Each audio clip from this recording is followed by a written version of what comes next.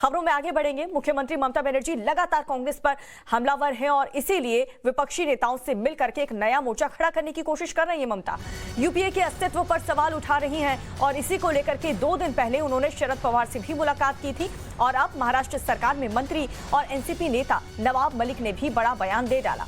उन्होंने बिना ममता बनर्जी का नाम लिए कहा कि यूपीए के बाहर भी ऐसी कई दल हैं जिनकी ताकत 150 सीटों की है।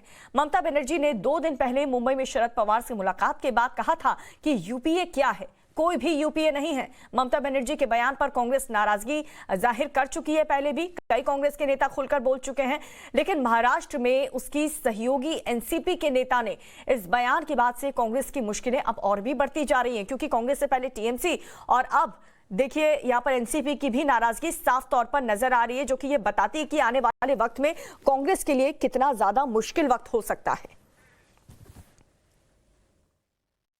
देश में बहुत सारे विपक्षीय दल हैं जो यूपीए का हिस्सा नहीं। सिर्फ यूपीए ही मर्यादित रख के चीज़ें देश में आगे नहीं जा सकती। ये बात सही है कि बहुत सारे मामले आए जब लगातार बैठकें होनी चाहिए थी। हमें लगता है कहीं ना कहीं कमियां रही है। आज बिना यूपीए के बहुत सारे ऐसे दल हैं जिनकी आज भी ताकत लगभग 150 सीटों की है। उन्हें भी साथ में लाना जरूरी है, तो एक व्यापक मोर्चा बने, इसका प्रयास हो रहा है। हम पूरी तरह से आशावादी हैं। एक व्यापक मोर्चा बनेगा और सामूहिक नेतृत्व को लेके एक पर्याय हम देश में निर्माण करेंगे।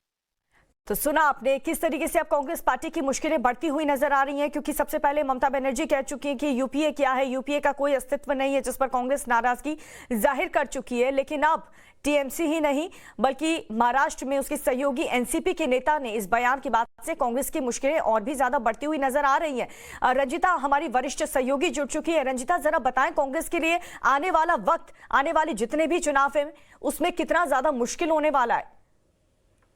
देखिए, ममता बनर्जी के बयान को देखिए या नवाब मलिक के बयान को, राजनीतिक तौर पर ये बयान जो है वो अहम हो जाते हैं, इसलिए क्योंकि नवाब मलिक जिस पार्टी से ताल्लुक रखते हैं वो अभी कांग्रेस की अलायंस पार्टी है, वो सरकार चला रहे हैं साथ में।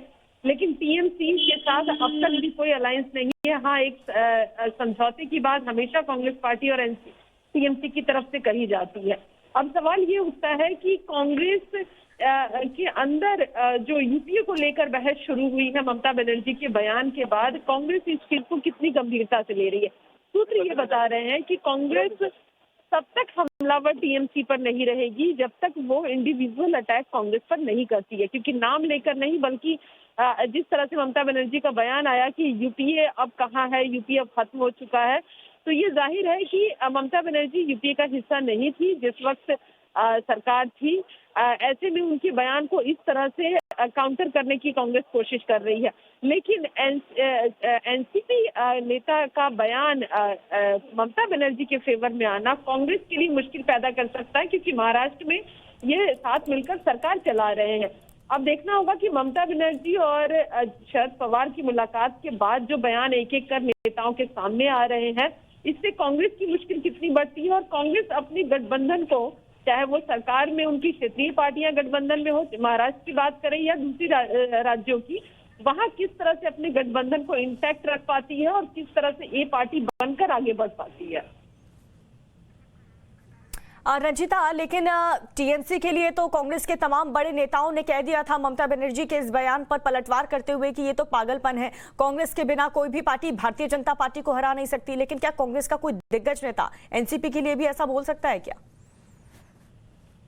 देखिए, इसको राजनीतिक बयान के तौर पर ही देखा जा रहा है। टीएमसी में खासकर जिस तरह से ममता बनर्जी का बयान आया और एक के बाद एक नेताओं ने उनके बयान पर काउंटर किया है, सवाल उठाए हैं। खासकर जो सबसे ज्यादा बड़ा बयान जो है वो अधीर रंजन चौधरी का आया था, जो अभी लोकसभा में कांग्रेस के नेता भी हैं और बंगाल से राजनीति करते हैं।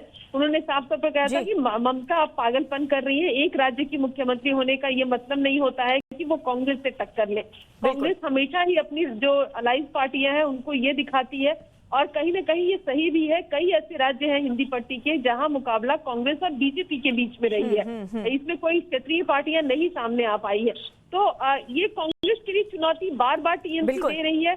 लेकिन देखना होगा कि ये चुनौती दूसरी राजनीतिक पार्टियां किस तरह से समझ रही जी है। बिल्कुल रंजीता, आप बने रहिए हमारे साथ। लेकिन ममता बनर्जी ने एनसीपी चीफ शरद पवार से मिलने के बाद से जैसे ही ऐलान किया कि देश में यूपीए गठबंधन का अस्तित्व खत्म हो चुका है, वैसे ही कांग्रेस साग बबूला हो गई और सामने आए अधीर रंजन चौधरी। उन्होंने कहा कि ममता जो कुछ भी कह रही हैं वो ममता के इशारे पर कह रही हैं। सुनिए। क्या शरद पवार तो ऐसा कुछ कांग्रेस के खिलाफ कुछ बात कही क्या? शरद पवार हम सबके हमारे सबके लिए वरिष्ठ नेता है। हमारे लिए हम बड़ा सम्मान करते हैं शरद पवार जी को। तो बेकार शरद पवार जी को नाम क्यों खींचा जाता? ममता बनर्जी सोची समझिए उनका साजिश है कि शरद पवार जी को फंसाए, दूसरे पार्टी को लोगों को फंसाए और दिखाए कि बीजेपी के दूसरी तरफ एक विकल्प बन चुके हैं, ये दिखाने का कोशिश कर रहे हैं। इसमें सबसे ज्यादा फायदेमंद हो रहे हैं बीजेपी पार्टी। बीजेपी पार्टी जब सारे हिंदुस्तान में लड़खड़ाते जा रहे हैं, बीजेपी पार्टी की हालात जब दिन पर दिन बदतर होते जा रहे हैं, तो ममता बनर्जी बीजेपी पार्टी को ऑक्सीजन सप्लाई करने का फैसला ले चुके हैं। ये ऑक्सीजन सप्लायर बीजेपी पार्टी के लिए अभी ममता बनर्जी बन चुकी है।